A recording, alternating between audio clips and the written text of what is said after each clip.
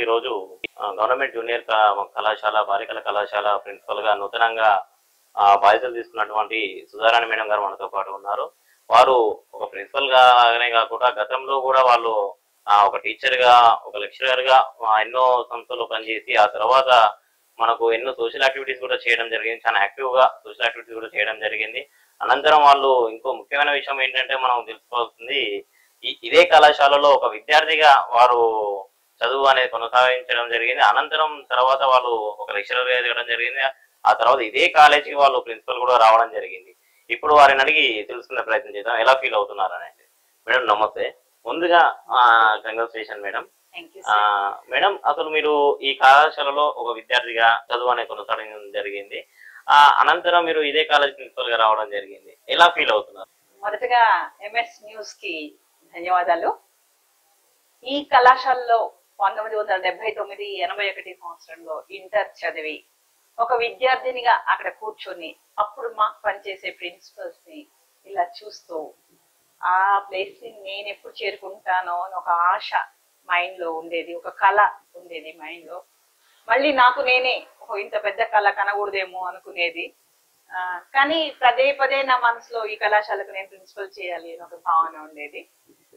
పూర్తిగా నిరంతరం చదువు మీదనే కాన్సన్ట్రేషన్ చేస్తూ ఒక పేదరికమైన ఫ్యామిలీలో పుట్టిన ఒక అమ్మ నాన్నలకి 8వ సంతానంగా పుట్టిన చదువునే నమ్ముకొని క్రమశిక్షణతో చదువునే నమ్ముకొని ఇలా వెళ్తూ వెళ్తూ నా ప్రయాణంలో సొసైటీలో ఒక సోషల్ యాక్టివిస్ట్ గా ఎక్కడ విద్యార్థులు ఉంటే అక్కడ నేను ఉంటాను. ఎందుకోనంటే విద్యార్థులు అంటే నాకు చాలా ఇష్టం. నేను నిరంతర విద్యార్థిని, ఇప్పటికీ నేను నేర్చుకుంటా ఉంటాను. ఇదే కాలేజీలో ప్రిన్సిపల్ గా వచ్చి ఈ స్థానాన్ని కూర్చోగానే నా మీద చాలా బాధ్యత పెరిగింది. నాకు ఇంట్లో ఒకే ఒక్క కూతురు ఉంది. ఇప్పుడు నాకు 1,100 మంది కూతుర్లు ఉన్నారు. వీళ్ళందరి బాధ్యత నాది. వీళ్ళందరికీ శిక్షణ ఇవ్వడం నా బాధ్యత, రక్షణగా నిలవడం కూడా నా బాధ్యత. నా బాధ్యతను పెంచినట్లుగా భావించాను. అట్ ద సేమ్ టైం కళ్ళ నుంచి ఆనంద భాష్పాలు కూడా వచ్చాయి. సోషల్ యాక్టివిటీస్ లో కూడా మీరు చాలా యాక్టివ్ గా పనిచేసేవారు మేడం. ఏ విధంగా చూసుకోవచ్చు అంటే మీరు ఎలా ఫీల్ అయ్యేవారు? సమాజంలో నా ఆలోచన ఏంటంటే మనము ఒక దశలో అభివృద్ధి చెందాం.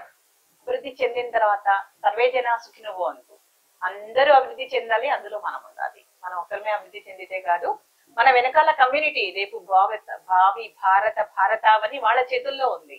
ఎంతమంది విద్యార్థుల్ని మనం భవిష్యత్తు క్రమశిక్షణగా తీర్చిదిద్దుతామో, టాలెంట్స్ వాళ్ళలోంచి బయటకు తీస్తామో, ఇన్నోవేషన్స్ వాళ్ళకి మనం క్రియేట్ చేస్తామో, వాళ్ళలో ఉండే అనేక అంతర్గత శక్తులను మనం బయటకు తీయగలుగుతామో, ఆ కెపాసిటీ ఉంది ఒక టీచర్ కి మాత్రమే ఉంటుంది.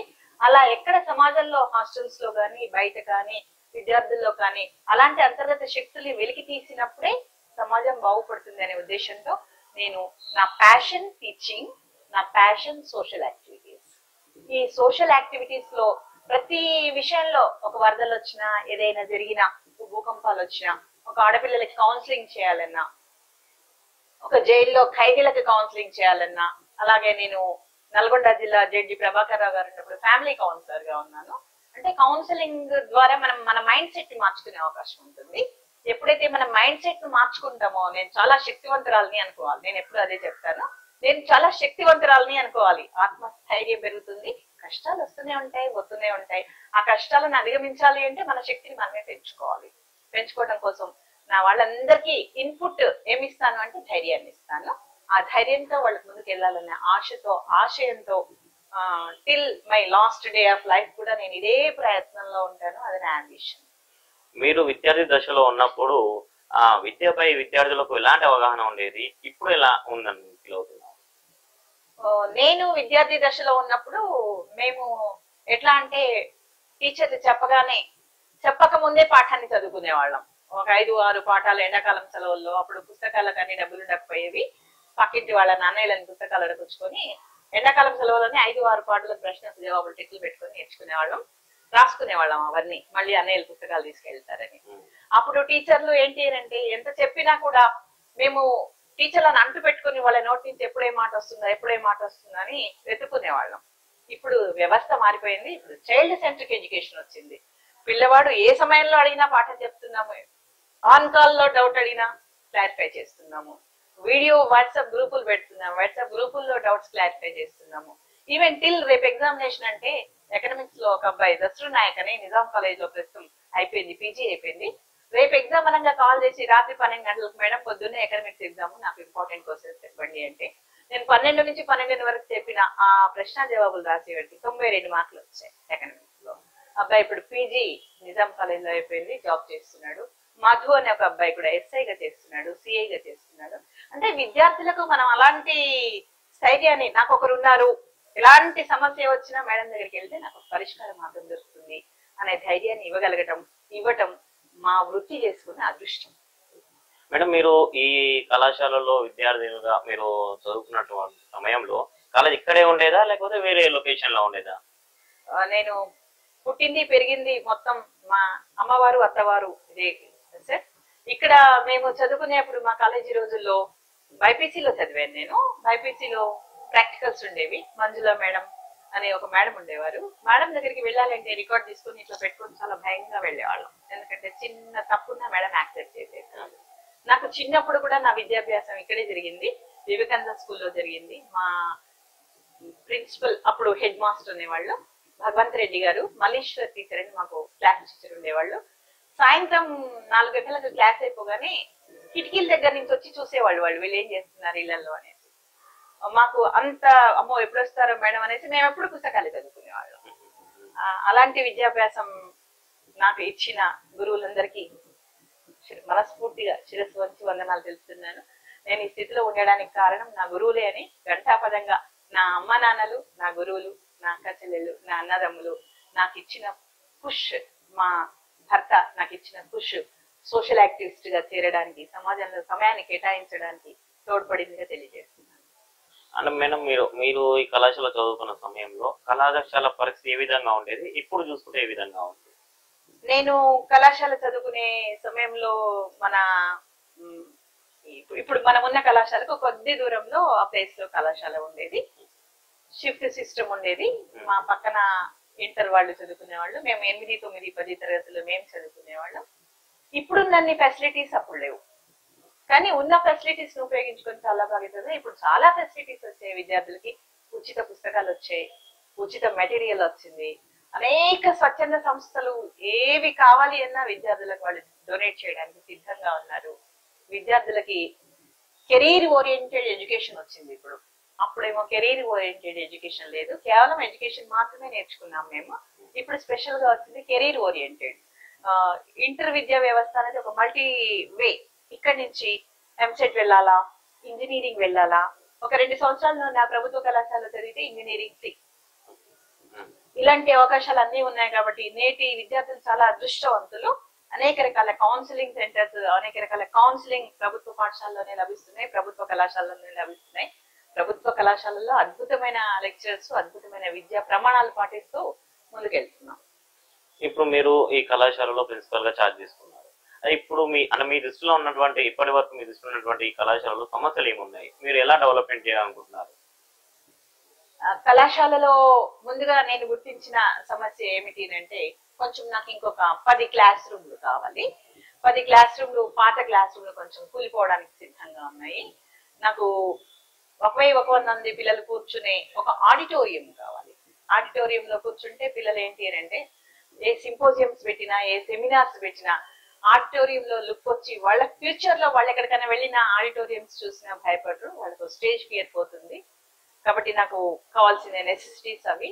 మిగతా సమస్యలు అంటే పెద్ద సమస్యలు అంటూ కనిపించడం లేదు, కానీ కళాశాలకి కావాల్సిన నిధులు కానీ, ఇంకా క్లాస్ రూమ్స్ కానీ, ఇంకా కళాశాలకు కావాల్సిన వివిధ సౌకర్యాల్లో ప్రభుత్వం తన వంతు పాత్ర మరియు సమాజం తన వంతు పాత్రతో ముందుకు రావాలని ఆశిస్తూ, నా విద్యార్థులను ఇంకా ముందుకు తీసుకురావడంలో సమాజం నా వెనక ఉండాలని, నన్ను వెన్నుతట్టి ప్రోత్సహించాలని కోరుకుంటున్నానండి. మేడం, మీరు సూచన కార్యక్రమాలు అనేకమనే చేశారు. సుమారు 200కు పైగా మీరు సూచన కార్యక్రమాలు చేయడం జరిగింది. తర్వాత మీరు ఒక లెక్చరర్ గా కొనసాగుతూ ఇలాంటి కార్యక్రమాలు చేస్తున్నారు. అంటే మీకు ఇన్స్పైర్ ఎవరు అన్నారు? నాకు ఇన్స్పైర్, ఇలాంటి కార్యక్రమాలు చేయడానికి ఇన్స్పైర్ అంటే సెల్ఫ్ ఇన్స్పిరేషన్ అండి. నాకు ఏంటి అంటే, చిన్నప్పటి నుంచి చాలా గొప్పగా ఎదగాలి, అందరికీ సహాయం చేయాలి. మా అమ్మ నాకు ఇంత బాక్స్ పెడితే ఆ బాక్స్ లో, అమ్మ పెట్టిన బాక్స్ లో ఒక 10-15 మందికి అందరికి తలా కొంచెం ఒక్కొక్క ముద్ద పెట్టేదాన్ని. అందరూ అనేవాళ్ళు, నువ్వు దీన్ని ఒక కొడుగుడ్డు మా అమ్మ ఉడకబెట్టి పెడితే అప్పుడు ఒక కొడుగుడ్డు అంటే చాలా గ్రేట్ అండి అది. ఒక కొడుగుడు మా అమ్మ పెడితే దాన్ని 16 ముక్కలు చేసి అందరం తినేవాళ్ళు. అలా షేరింగ్ నేచర్ అలవాటు అయిపోయింది. అట్ ద సేమ్ టైం చివరి సంతానాన్ని కాబట్టి కేరింగ్ నేచర్ అలవాటు అయిపోయింది. ఈ sharing nature and caring nature నన్ను ఈ స్థితిలో నిలబెట్టాయి. అంటే మేడం మీరు చదువుకున్న టైంలో ఒక ఆడపిల్లకు చదువు అనేది కొంచెం ప్రోత్సాహం తక్కువగా ఉండేది ఆ టైంలో, ఆ సమయంలో. అంటే మీ ఫ్యామిలీ సపోర్ట్ మీకు ఏ విధంగా ఉండేది? మా ఇంట్లో మా అమ్మ నాన్నలకి 7 సంతానం అండి. 4 ఆడపిల్లలము, 4 గెస్టెడ్ ఆఫీసర్లుగా ఉన్నాం.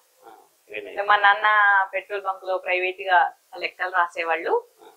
నేను కూడా నాన్నతో వెళ్ళి లెక్కలు రాసేదాన్ని. నాన్న ఇంట్లో లెక్కలు రాస్తుంటే లెక్కలు రాసేదాన్ని. అది ఒక అదృష్టంగా ఫీల్ అయ్యేదాన్ని నేను లెక్కలు రాయటము. నేను నాన్న అమ్మ ఇద్దరు ఏం చెప్పేవాళ్ళంటే, అప్పుడు కందిళ్ళు ఉండేవి.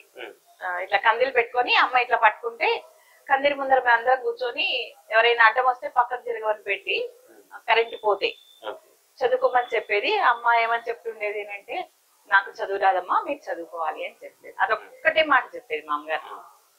ఆ టైంలో అలా ప్రోత్సహించడం అనేది చాలా గొప్ప విషయం సార్. అసలు మా ఇంటి ఎదురుగా నుంచి ఎంప్లాయీస్ ఎవరైనా ఇట్లా బ్యాగ్ వేసుకొని వెళ్తుంటే ఇట్లా చూసేదాన్ని, నేను ఎప్పుడు బ్యాగ్ వేసుకుంటాను, నేను ఎప్పుడు అట్లా నడిచి వెళ్తాను అంటూ. మాది గిరికల బావి దగ్గర, ఆ గల్లీ నుంచి ఈ గల్లీ పొడవు దాటేంత వరకు ఇట్లానే చూస్తూ ఉండేదాన్ని వాళ్ళని. నేను ఎప్పుడు ఈ స్థితికి వస్తాను అంటే, చిన్నప్పటి నుంచి కూడా ఒక అంబిషన్ అనేది నాలో ఉంది. విల్లింగ్ తోటే మీరు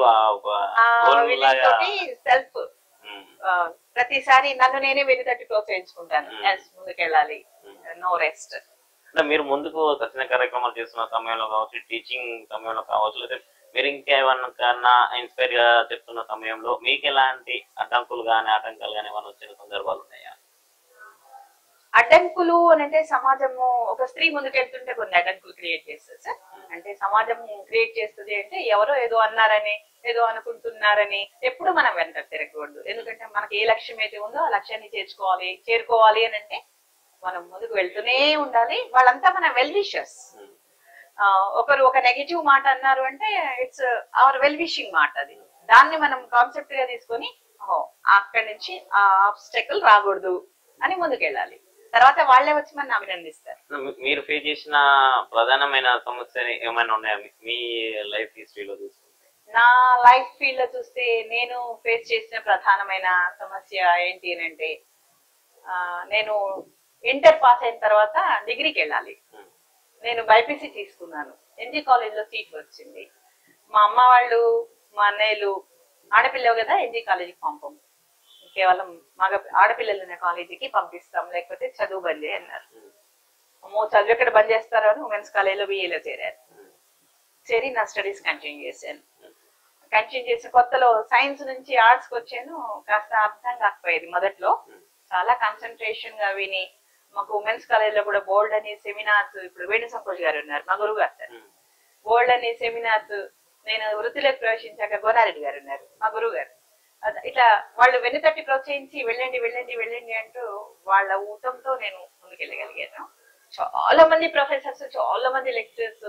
ఇంకొకటి నేను ఎంఎస్ న్యూస్ సభాముఖంగా తెలియజేసేది ఏంటి అంటే, కేవలం పుస్తకానికే ఎప్పుడు పరిమితం కావద్దు. మనం పుస్తకము అనేది మన చేతికి ఒక చిన్న చేతిలో ఉండే విషయం మాత్రమే.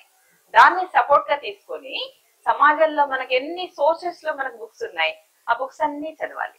ఆ బుక్స్ లో ఉండే సారం అంతా గ్రహించాలి. కాన్సెప్ట్ బేస్డ్ లెర్నింగ్ ఉండాలి మనకు. ఉంటే తప్పనిసరిగా చదువుకున్న చదువుకు మార్కులకు సంబంధం లేదు. ఎంత తక్కువ చదువుకున్నా, ఎంత ఎక్కువ చదువుకున్నా, మనం కాన్సెప్ట్ బేస్డ్ లెర్నింగ్ ఉంటే ఏ ఉద్యోగానైనా కొట్టచ్చు. నేను ఇంతకుముందు గ్రూప్ 1 వాళ్ళకు కూడా కోచింగ్ ఇచ్చేదాన్ని ఇక్కడ అంబేద్కర్ స్టడీ సర్కిల్లో. టీటీసీ వాళ్ళకు కూడా కోచింగ్ ఇచ్చేదాన్ని బ్రిలియంట్ స్టడీ సర్కిల్లో. నేను 2 సార్లు గ్రూప్ 1 కు ఇంటర్వ్యూ దాకా వెళ్ళాను. 3వసారి ఇంటర్వ్యూ వరకు వెళ్ళలేకపోయాను. అప్పటికి నేను నా తొలి కెరీర్ 398 రూపాయల వేతనంతో స్టార్ట్ చేశాను. క్రమంగా ఎస్జిటి వచ్చాక మళ్ళీ డిఎస్సి రాశాను. స్కూల్ అసిస్టెంట్ సోషల్ సైన్స్ లో వచ్చింది. కేవలం 4 పోస్టులు మాత్రమే ఇన్ సర్వీస్ లో వచ్చాయి. 1 పోస్ట్ నాది. మళ్ళీ కొత్తపల్లిలో సర్వీస్ ప్రారంభించాను. కొత్తపల్లి నుంచి ఆ విద్యార్థులందరినీ ఒక దగ్గరికి చేర్చుకొని అక్కున కొత్తపల్లి గ్రామంలో ఈ రోడ్డు మీదనే స్కూల్ ఉంటుంది. పిల్లలకు ఊరికి car accident, road accident, bike accident అవుతుండేవి.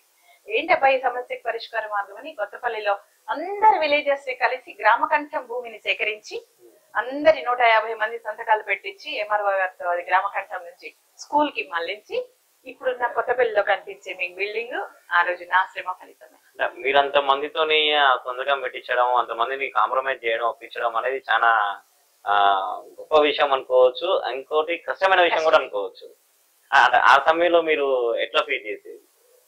అంటే నేను ప్రతి ఒక్కరి ఇంటికి తిరిగేదాన్ని. అమ్మా మీరు ఆ ఊరు వదిలి పెట్టారు కదా, ఆ ప్లేస్ మాకు ఇవ్వండి, మేము స్కూల్ కు పెట్టుకుంటాము అని అంటే, ఎందుకమ్మా బడి ఉంది కదా ఇంకెందుకు, అమ్మ బడి చిన్నగా ఉందమ్మా, యాక్సిడెంట్స్ అవుతున్నాయి, కొంచెం పెద్ద బడి అయితే బాగుంటది, రేపు ఫ్యూచర్ లో మన పిల్లలు 10వ తరగతి వస్తారు, అప్పుడు 7వ తరగతి వరకే ఉండేది. అట్లా కన్విన్స్ చేస్తూ 150 ఇళ్ళు తిరిగాను నేను. 150 ఇళ్ళు తిరిగినప్పుడు మొదట్లో కొంత వ్యతిరేకత వచ్చింది, ఈమెకి ఎందుకు పని లేని పని అని. కానీ తర్వాత వాళ్ళు కూడా వెనుతట్టి ప్రోత్సహించి ఏదో మంచి పని చేస్తుంది, అది ఎట్లాగో మనకు పనికిరాని భూమి. నేను వాళ్ళలో కలిసిపోతాను సార్. నేను ఎక్కడికి వెళ్ళినా, అండమాన్ నికోబార్కి వెళ్ళినా వాళ్ళ భాష రాకుండా వాళ్ళలో కలిసిపోతాను నేను. ఆ క్రమంలో వాళ్ళు ఊరంతా సహకరించి చక్కటి కోఆపరేషన్ ఇచ్చారు. ప్రభుత్వ బాలుర జూనియర్ కళాశాలలో, కేపీఎం ప్రభుత్వ బాలుర జూనియర్ కళాశాలలో 20 సంవత్సరాలు పనిచేశాను ఎకనామిక్స్ లెక్చరర్ గా. 20 సంవత్సరాల్లో నా 20 బ్యాచెస్ నా నుంచి వెళ్ళిపోయాయి. ఆడపిల్లలేమో పెళ్లిళ్ళు చేసుకుని ఎక్కడ అత్తవారిళ్ళలో స్థిరపడతారు, మగపిల్లలు మాత్రం నా కంటికి కనిపిస్తా ఉంటారు. ఇప్పటికీ కాంటాక్ట్ లో ఉంటారు. నేను ఎక్కడికి వెళ్ళినా మన స్టూడెంట్స్ బ్యాచ్ కనపడుతూనే ఉంటుంది. మనం పెద్దవాళ్ళం అయిపోతాం, వాళ్ళు ఇంకా పెద్దవాళ్ళు అయిపోతారు. వాళ్ళ సమయంలో మీరు ఎక్కడైనా అంటే మీరు గుర్తుపట్టకపోవచ్చు వాళ్ళని, ఈ సమయంలో ఒకవేళ వాళ్ళు మిమ్మల్ని గుర్తుపట్టి వచ్చి మిమ్మల్ని పలకరించినప్పుడు మీ అంటే మీ ఎక్స్ప్రెషన్, మీ ఫీలింగ్ ఎలా ఉండేది? చాలా చాలా సంతోషంగా అనిపిస్తుంది సార్. ప్రతి గురువు ఏమనుకుంటారంటే నా స్టూడెంట్ నాకన్నా ఉన్నతమైన స్థానంలో ఉండాలి అనుకుంటారు. అది గురువుల లక్షణం. మొన్న రీసెంట్ గా నేను ప్రిన్సిపల్ సెక్రటరీ బుర్రా వెంకటేశం గారిని కలుద్దామని సెక్రటేరియట్ వెళ్ళాను. వెళ్ళి అక్కడ చెకింగ్ పాయింట్స్ అవన్నీ ఉంటాయి, జస్ట్ క్రాస్ చేసి వెళ్తున్నాను. మేడం మేడం మేడం అంటూ ఒక పోలీసు వెనకాల నుంచి పరిగెత్తుకొస్తున్నాడు. ఏంటి నేను ఏమైనా తప్పు చేశానా చెకింగ్ లో అని ఆగా. నేను దగ్గరికి చాలా ఆయాసంగా వచ్చి, మేడం నేను మణిచంద్రన్ మేడం 2016-17 బ్యాచ్ లో నాకు జాబ్ వచ్చింది మేడం. నేను మణి ఇంత పెద్దగా నానా నువ్వు అని అంటే, అవును మేడం నేను ఇక్కడ జాబ్ చేస్తున్నాను మేడం, ఎస్ఐ జాబ్ చేస్తున్నాను. అంటే అలాంటి సన్నివేశాలు చెప్పినప్పుడు ఒక సంవత్సరానికి సరిపడా అన్నం తిన్నట్టుగా ఫీలింగ్ వస్తుంది. అంటే ఆ సంతోషం అనేది మనం ఎన్ని ఏం చేసినా కూడా అసలు ఏది సరే, ఆ సంతోషానికి మించిన సంపద ఈ ప్రపంచంలో ఏదీ లేదు. చాలా గొప్ప సంపద. సిరి సంపదలు విద్యార్థులు అంత గొప్ప సంపద ఏంటి అని అంటే, ఇలాంటి గొప్ప సంపదలు ప్రతి గురువు గారికి వస్తా ఉంటాయి. ఆ గురువులు ఇంకా సమాజంలో నేను ఎంత గొప్ప సేవలు, ఎక్కడ విద్యార్థులు కనపడ్డా, విద్యార్థులే నా ప్రాణం, విద్యార్థులే మన భవిష్యత్తు, ఈ విద్యార్థిని ఒక్కడిని బాగు చేస్తే ఊరంతా బాగుపడుతుందని నా నమ్మకం సార్. ఈ మధ్య కాలంలో మేడం విద్యార్థులు కూడా గతంలో చూసుకున్నట్లయితే ఓన్లీ పుస్తకాలకు మాత్రమే అంకితం అయ్యేది, ఇంటికి మాత్రమే పరిమితం అయ్యేది. ఇప్పుడు చూసుకున్నట్టు సోషల్ మీడియా కూడా బాగా అట్రాక్ట్ అవ్వడం జరిగి, ఆన్లైన్ క్లాసెస్ ద్వారానో కావచ్చు, సరే అనేక కార్యక్రమాల దాంట్లో కావచ్చు, ఇలాంటి సమస్యలు చాలా అనేకమైన సమస్యలని వాళ్ళు ఫేస్ చేయడం జరుగుతుంది. దాన్ని మీరు ఒక టీచర్ గా, ఒక ప్రిన్సిపల్ గా మీరు ఎలా అరికట్టవచ్చు అని మీరు భావిస్తున్నారు? ఈ మధ్య కాలంలో సోషల్ మీడియా అనేది మనకేంటి అంటే ఒక పర్ఫెక్ట్ లెర్నింగ్ మాడ్యూల్ సార్. అది మనం ప్రతి ఒక్క విషయాన్ని పాజిటివ్ కోణాలు ఉంటాయి, నెగిటివ్ కోణాలు ఉంటాయి. సోషల్ మీడియాకి మనం చదువు కోసం ఉపయోగించుకొని, మన కెరీర్ డెవలప్మెంట్ కోసం ఉపయోగించుకొని, మన క్యారెక్టర్ బిల్డింగ్ కోసం ఉపయోగించుకున్నప్పుడు అమెరికాలో ఉండే పెద్ద యూనివర్సిటీలో పుస్తకాన్ని మనం సోషల్ మీడియాలో చదవచ్చు. ఇప్పుడు సాధారణ నా స్టూడెంట్ వెళ్ళి అమెరికాలో చదవలేరు. ఒక కేంబ్రిడ్జ్ యూనివర్సిటీలో ప్రస్తుతం జరిగే ఒక సెమినార్ ని మనం సోషల్ మీడియాలో చూడవచ్చు. ఒక ఢిల్లీ యూనివర్సిటీలో జరిగే ఒక క్లాస్ ని మనం సోషల్ మీడియాలో నేర్చుకోవచ్చు. ఆ ఐఏఎస్ ఆస్పిరెంట్ తీసుకునే క్లాస్ ని బాలలత మేడం గారు చెప్తుంటే మనం శ్రద్ధగా వినొచ్చు. ఈ యాంగిల్లో వాడుకోవాలి సోషల్ మీడియాని. దానికి సెపరేట్ నెగటివ్ యాంగిల్ ఏంటి అని అంటే చాటింగ్స్, ఇన్స్టాగ్రామ్స్, ఇంకా పోస్టింగ్స్, సైబర్ క్రైమ్స్, లేదా ఇంకా వేరే మత్తు పదార్థాల వాళ్ళ యొక్క చిన్న 20 సెకండ్స్ రిలీజ్ అవుతుంటాయి. ఇలాంటి వాటికి దూరంగా ఉంటూ ప్రతి ఒక్క దానిలో మంచి ఉంటుంది, చెడు ఉంటుంది. మంచిని స్వీకరిస్తూ చెడు వైపు మనం చూడకుంటే social media is very good concept. అది ఇప్పుడు నేను నా విద్యార్థి ఒకరు అమెరికా వీసాకి వెళ్ళాలనుకుంటున్నాను. చేస్తున్నారు. నేను ఒక పావు గంట చెప్పగలను, అర్ధ గంట చెప్పగలను. డౌట్ వచ్చినప్పుడల్లా చెప్పలేను నేను. తనకు కావాలి అంటే ఒక కన్సల్టెన్సీస్ ఎక్కడ ఉన్నాయి, ఈ కన్సల్టెన్సీలో ఏమేమి సర్టిఫికేట్ కావాలి, ఈ సర్టిఫికేట్స్ నేను ఎలా అప్లోడ్ చేయాలి, నేను ఎవరిని అనుసరించాలి, ఒక ఫోన్ నెంబర్, దాన్ని కాంటాక్ట్ చేస్తూ అమెరికాకి వెళ్ళి చదువుకోవచ్చు ఉన్నాయి. అంటే అందరు విద్యార్థులు కూడా సోషల్ మీడియాని ఒక ఆయుధంగా మలుచుకోవాలి, పాజిటివ్ ఆయుధంగా. నెగటివ్ సైడ్ కు వెళ్ళకపోతే సమాజం బాగుంటుంది. మీరు ఆ పిల్లలలో ఎలాంటి అవేర్నెస్ తీసుకురావడం జరుగుతుంది, ఎలా తీసుకురావడం జరుగుతుంది సోషల్ మీడియా పట్ల? నేను మాక్సిమం ఇప్పటి నుంచి కాదండి, నేను బస్ స్టాండ్ లో నిల్చున్నా కూడా ఎవరెవరి పిల్లలు ఏమేం చేస్తున్నారని గమనిస్తా ఉంటాను. రైల్వే స్టేషన్ లో నిల్చున్నా కూడా అందరిని గమనిస్తా ఉంటాను ఎవరేం చేస్తున్నారు అని. అయితే ప్రతి ఒక్కరు కూడా అసలు పక్కన మనిషి కూర్చున్నా ఎవరు పట్టించుకోవటం లేదు, షాటింగ్ లోనే కాలం గడుపుతున్నారు. అలా కాకుండా సోషల్ మీడియా ఏంటమ్మా ఏం చేస్తున్నావు అని అడుగుతాను మెల్లిగా. నీకెందుకు అన్నట్టు చూస్తారు వాళ్ళు, వాళ్ళ రియాక్షన్ నీకెందుకు అన్నట్టు చూస్తారు. అమ్మా ఏం చేస్తున్నావు, ఆహా ఏం చూస్తున్నావు నాన్న అనగానే ఓహో నన్ను ఒకరు పలకరిస్తున్నారని వెంటనే అది మార్చేస్తారు వాళ్ళు. ఆ షాటింగ్ మార్చేసి, మేడం చూస్తే మనం కొంచెం మేడం లాగా కనపడుతున్నాం కాబట్టి మేడం ఇవి చూస్తున్నాను, మా సార్ ఈ క్లాసులు పెట్టారు చూస్తున్నాను, లైబ్రరీలో నెంబర్ ఆఫ్ బుక్స్ ఉన్నాయి, బుక్స్ పేరు చూస్తున్నాను, ఇవి చూస్తా ఉంటారు, అవి అడుగుతా ఉంటారు. అంటే ఒక అబ్జర్వేషన్ అయి ఉంది అని తెలిస్తే వాడు మారుతారు. పేరెంట్స్ పాపం వాళ్ళంతగా పట్టించుకోవడానికి వాళ్ళకి అంత సమయం ఉండదు, వాళ్ళ శ్రమలో వాళ్ళు ఉంటారు, వీళ్ళని బతికించాలి కాబట్టి. సో ప్రతి ఒక్క ఎంప్లాయీ, ప్రతి ఒక్క చదువుకున్న వాళ్ళు, ప్రతి ఒక్క కెరీర్ లో సమయం ఉన్న వాళ్ళు, ప్రతి ఒక్క పెద్దవాళ్ళు, అనుభవం ఉన్న పెద్దవాళ్ళు కూడా సోషల్ మీడియా ఎవరేం చేస్తున్నారు అని ఒక కన్నేసి ఉంచితే బాగుంటుంది. దాని ద్వారా మనం పిల్లల్ని అరికట్టడానికి ఆస్కారం ఉంటుంది. వాళ్ళు చిన్న వయసు అండి, చిన్నవాళ్ళు, వాళ్ళకి ఏం తెలుస్తుంది, మనం ఎలా చెప్తే వాళ్ళు అలా ముందుకు వెళ్తారు. వద్దున్నానా ఇది మంచిది కాదు, ఇట్స్ నాట్ గుడ్ అని అంటే okay, they build there career. కాదు మనం ఇట్లా అని చెప్పకపోతే ఇదే కరెక్ట్ అనుకొని ముందుకు వెళ్తారు. వాళ్ళకి సరైన గైడెన్స్ ఇచ్చేవాళ్ళు ఉండాలి. దానికి సమాజంలో అందరూ ముందుకు రావాలి. గైడెన్స్ కోసం ప్రతి ఒక్కరు, అందరి సామాజిక బాధ్యత అది, సామాజిక బాధ్యత, సమాజంలో అందరి బాధ్యత అది. ఇప్పుడు ఈ రోజులలో క్రైమ్ యాక్టివిటీస్ కావచ్చు, మహిళలపై అత్యాచారాలు కావచ్చు, ఇవన్నీ కూడా అనేకమైన కార్యక్రమాలు జరుగుతున్నాయి. ఇవన్నీ కూడా సోషల్ మీడియా బేస్ చేసుకునే జరుగుతున్నవి అనేది ఎక్కువగా ఉద్దేశం. అంటే సోషల్ మీడియాలో ముక్కు మొహం తెలియని వాళ్ళతో చాటింగ్ స్టార్ట్ చేస్తున్నాం మనం. మొహం తెలియని వాళ్ళతో పెళ్లిళ్ళు, సోషల్ మీడియా పెళ్లిళ్ళు వస్తున్నాయి కొత్తగా. సైబర్ క్రైమ్స్ సోషల్ మీడియాలోనే విడాకులు అవుతున్నాయి, సోషల్ మీడియాలోనే పెళ్లిళ్ళు అవుతున్నాయి. దీన్ని ఎప్పుడు నమ్మొద్దండి ఇలాంటి కార్యక్రమాల్లో. ఇవి కాదు, వాస్తవంగా మనకు పాత సంప్రదాయం ఏదైతే ఉందో అదే కరెక్ట్ సంప్రదాయం. ఒక వ్యక్తిని నేను పెళ్లి చేసుకోవాలి అనుకున్నప్పుడు ప్రత్యక్షంగా చూడాలి, దాంతో అనుభవాన్ని పంచుకోవాలి. మన పెద్దవాళ్ళు వాళ్ళని చూస్తారు, నన్ను తన జీవితాన్ని తర్వాత తనతో పంచుకున్నప్పుడు నాకు భద్రతనివ్వగలరా, నేను ఆయనకు భద్రతనివ్వగలనా, ఇద్దరం కలిసి ముందడుగు వేయగలమా అనేది నిర్ణయించేది పెద్దవాళ్ళు. పెద్దవాళ్ళ అనుభవానికి ప్రాధాన్యత ఇవ్వాలి, పెద్దవాళ్ళ ఆశీర్వాదానికి ప్రాధాన్యత ఇవ్వాలి. పెద్దవాళ్ళకి ప్రాధాన్యతనిస్తూ సోషల్ మీడియాలో ఏదో పెళ్లి పందిరి సంబంధాలు వచ్చినా మనంతటా మనమే ఒక విద్యార్థి డెసిషన్ తీసుకొని 16 years కు 18 years కు ముందు పెళ్లిళ్ళు చేసుకోవడం కానీ, లేదా మోసపోవడాలు కానీ, లేదా మోసపోయిన మన ఆత్మహత్యలు చేసుకోవడం కానీ, ఇలాంటివి ఏవి ఉండదు. ధైర్యంగా ముందుకెళ్ళాలి. మనం వేసే ప్రతి అడుగు క్రమశిక్షణతో వేస్తే అన్నిటికీ పరిష్కారం దొరుకుతుంది. దానికి ఏకైక ఆయుధం విద్య. మీరు చివరగా ఇప్పుడు మీ విద్యార్థులకు ఎలాంటి సలహా సూచనలు ఇవ్వబోతున్నారు? నేను నా విద్యార్థులకు నేను ఇచ్చే సలహా ఏంటి అంటే 24/7 ఎప్పుడూ అలర్ట్గా ఉండాలమ్మా. 24/7 నడుస్తున్నా అలర్ట్గా ఉండాలి, బస్సులో కూర్చున్నా అలర్ట్గా ఉండాలి, ఇంట్లో ఉన్నా అలర్ట్గా ఉండాలి, టీవీ చూస్తున్నా అలర్ట్గా ఉండాలి. మన అల్టిమేట్ ఎయిమ్ ఏదైతే ఉందో ఒక శిఖరాన్ని అధిరోహించాలి. ఒక డాక్టర్ కావాలి, ఒక లాయర్ కావాలి, ఒక మంచి పౌరాలు కావాలి, ఒక రాజకీయ నాయకురాలు కావాలి, ఒక విద్యావంతురాలని కావాలి, మంచి తల్లిని కావాలి, మంచి ఆటో నడిపినా మంచి ఆటో డ్రైవర్ కావాలి, నిజాయితీ గల ఆటో డ్రైవర్ కావాలి అనే లక్ష్యం వాళ్ళ దిశగా పెట్టుకోమని చెప్తాను నేను. ఆ దిశగా ముందుకెళ్తే ఇంకా మనని ఎవ్వరు మోసం చేయలేరు, మనం మోసానికి గురికాము. చుట్టుపక్కల ఎవరైనా మోసాలకి గురైతున్నా కూడా మనం ఈగల్ అయితే వాళ్ళని అలర్ట్ చేయడానికి ఆస్కారం ఉంటుంది.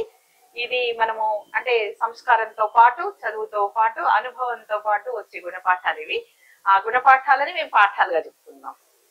మేము పొందిన గుణపాఠాలని పాఠాలుగా విద్యార్థి లోకానికి చెప్తున్నాము.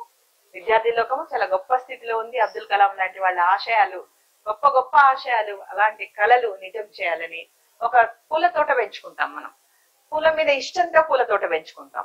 కొంతమంది నాకు చిలుకలంటే ఇష్టం అని, నాకు వేరే నెమళ్ళంటే ఇష్టం అని ఇలా పెంచుకుంటా ఉంటాం మనం. అట్లా కాకుండా మొదట మనం తోటను పెంచితే, మొక్కల్ని పెంచితే, స్వచ్ఛదనాన్ని పచ్చదనాన్ని పెంచితే ఆటోమేటిక్ గా చిలకలు వస్తాయి, నెమళ్ళు వస్తాయి, అన్ని వస్తాయి. అప్పుడు మన తోట కలకలలాడుతూ ఉంటుంది. మన జీవితం కూడా అట్లాగే ఉండాలని, మనం జీవితంలో స్థిరపడితే మనకు అందరూ సమాజంలో ఒక మర్యాదనిస్తారు, ఇస్తారు, ఒక స్థానంలో ఉంటాము, ముందుకు వెళ్ళడానికి ఆస్కారం ఉంటుంది. దీనికి అంతటికీ కారణం ఏంటి అంటే మనము ఏర్పరచుకున్న డిసిప్లైన్ ఇది అని నా ఉద్దేశం. నా విద్యార్థులను కూడా నేను అనునిత్యం ఆ దిశగానే ఒక క్రమశిక్షణ అంటూ ఉంటే మిగతా అన్ని వచ్చేస్తాయి. మొత్తం అష్టలక్ష్ముల్లో ఒక ధైర్యలక్ష్మి మనతోటి ఉంటే ఎన్ని లక్ష్మిలు పోయినా ధైర్యలక్ష్మితో తిరిగి రాజ్యాన్ని సంపాదించుకోవచ్చు. అలాంటిది క్రమశిక్షణ. ఆ క్రమశిక్షణ విద్య ఈ రెండు జత కలిపితే మనకు ఎదురొడ్డే వాళ్లే ఉండరు, మనం ప్రథమ స్థానంలో నిలుస్తాం. విద్యార్థులందరూ కూడా చాలా ధైర్యంగా ముందుకెళ్లాలని, ఇలాంటి స్టోరీస్ ద్వారా విద్యార్థులను అలర్ట్ చేయాలని, వాళ్ళకి కెరీర్ కౌన్సిలింగ్ లో కూడా అనేక దశలుగా మల్టీ వ్యూస్ లో మల్టీ యాంగిల్స్ లో శిక్షణ అందించి, అలాగే న్యూస్ అందించి ఎంఎస్ న్యూస్ కి ప్రత్యేకమైన ధన్యవాదాలు తెలియజేస్తూ